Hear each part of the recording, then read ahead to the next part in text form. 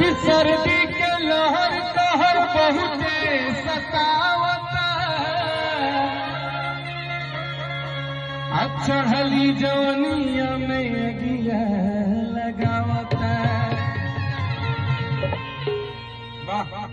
कि तू तो परदेसवा में हर काटता रचनी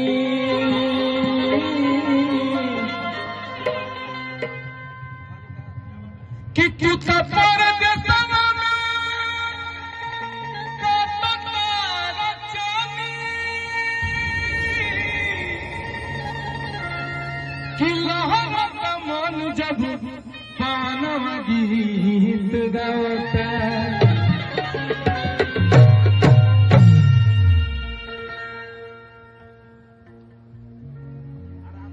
हर की तोहरा प्यार में पागल कि तोहरा प्यार। आपका नाम क्या है? अरे आप ही का नाम सुना है ना?